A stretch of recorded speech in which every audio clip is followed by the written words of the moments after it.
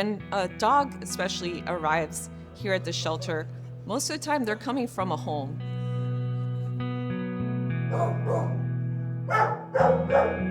And then they come into this place where it's very loud. There's a lot of strangers. There's people walking by their crates and kennels every single day. So imagine it from their point of view, they're scared, they're fearful.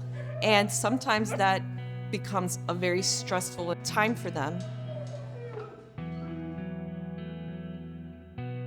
In Miami-Dade County, we've made a commitment to being a no-kill shelter. And that means that we're only going to euthanize if a pet is injured, is a behavioral concern, has been proven to be aggressive, or is suffering for some reason.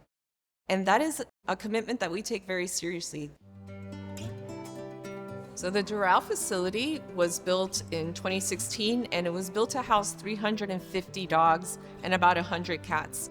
Today, we have 658 dogs in our population, plus a little over 100 cats. The reason why we're using the Medley facility is because we're overpopulated here at Doral. We have about 150 dogs now living at the Medley facility.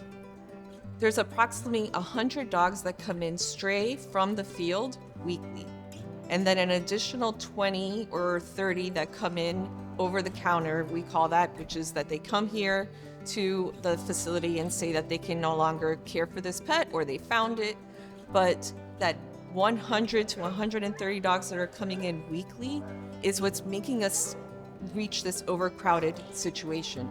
So the number one thing you could do if you're a pet owner is spay or neuter your pet. We have a low-cost spay-neuter program at the shelter. So spaying and neutering is not only super important for population control, so we have a lot of unwanted litters, and we don't have enough homes for the litters or the puppies that we produce. But not only for that reason, but because dogs and cats that are sterilized are scientifically known that they live longer and healthy lives. The veterinary care that we offer for the public is wellness services. So it's vaccines and microchipping. The microchip is super important. It is the best way to reunite you with your pet. Very important to make sure that people register their microchips. And if you move or if you change your phone number, to make sure that that is updated. We try to put as many resources into the community as possible. So if someone comes to surrender their pet, we ask them, why? What's going on? How can we help you? If it's that they need help with food or a deposit for a new place that they're going to live, we're going to try to make that happen so that they can stay with their pet. What we tell everyone is that a shelter is not a place for pets. They belong in a home, which is why we ask the community, please use the shelter as your last resort. It's not just difficult on staff and volunteers that come here, but the dogs really do suffer. It's a very stressful environment to be in a shelter facility. It's loud, it's cold, they're in little kennels. They get out once, hopefully twice a day, but more realistically only once a day due to the number of dogs we have.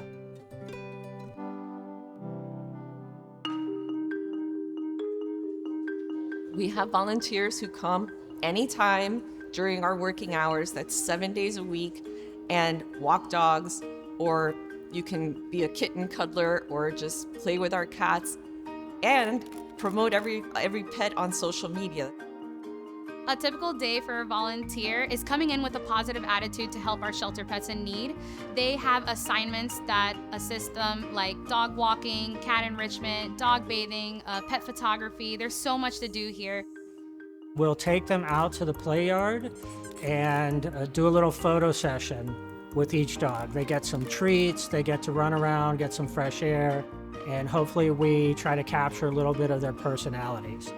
Right now, clearly, there is an overpopulation crisis in the shelter, and the dogs and cats here need all the help they can get.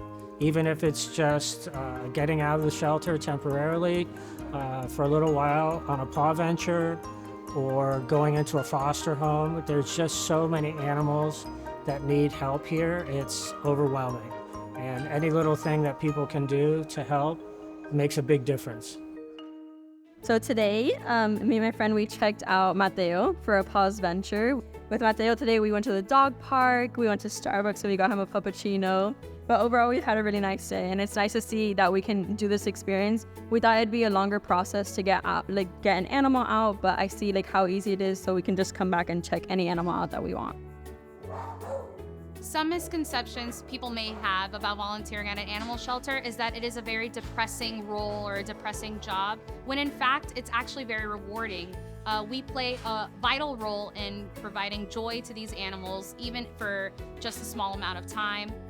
If you're interested in volunteering, just do it. I hear so many people who say, oh, I couldn't do it, it's too sad, I'd want to take them all home. Come, we need your help. We need volunteers to be able to socialize with these animals, and you'll be so happy that you did. There are many, many ways to help: volunteering, adopting, fostering, sharing on social media, donations. There's many, many ways. But I think the most important thing is that the community understands it is a community issue. It's not a shelter issue. Volunteering is such a powerful thing that you can do, and it's so rewarding to know that you made a difference in these animals' lives. And even though it feels like there's so many dogs, the difference that you make in one of those dogs' lives goes so far in helping them get adopted and hopefully find their forever home.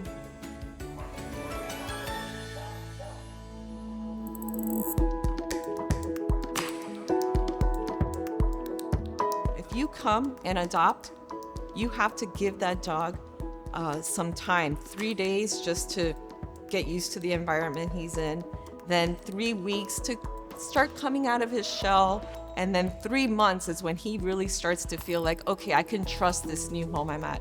By the way, that's the same for cats. They're going to go and hide, and you may not see them for a few days when you first adopt them, but eventually they'll become more sociable and become part of your family. It's the 3-3-3 rule. One of my 3 dogs I adopted recently, I would say 4 months ago. He's a senior dog. He was kind of injured. He was assigned, to my room, even though that I don't work in the geriatric section. They didn't have a space. He ended up with me, and he was an owner surrender, 10 years old. He started being very depressed, very, very depressed, to the point he wasn't eating, and he was terribly crying the whole day. So I developed a relationship with him, I gained his trust. Long story short, I took him in foster because I knew he was not gonna make it, and I adopted him, and he's the best senior dog ever. I cannot stress enough the importance of not only the viewers, but the whole community at large to support your local shelter. And the involvement of the community is very important, not only in donations, but your time, and also supporting the mission that we do by not buying, but fostering and adopting. Go again? Yes. Given that we have such an overpopulation crisis and over 650 dogs here at the shelter, the most compassionate thing that the community can do is come and adopt from the shelter. I know that the pet boutiques have a lot of fluffy and boutique looking dogs, but shelter dogs many of them are trained, many of them were used to being part of a family. Here at the shelter, they become depressed and anxious, and it's really not a place for them to be long term. So please help us get that length of stay for dogs down to no more than 2 weeks. And that means coming and adopt from here and giving a dog another chance at life. You're really going to be a hero for that dog. You're saving a life. It's really the biggest contribution you could do for a pet.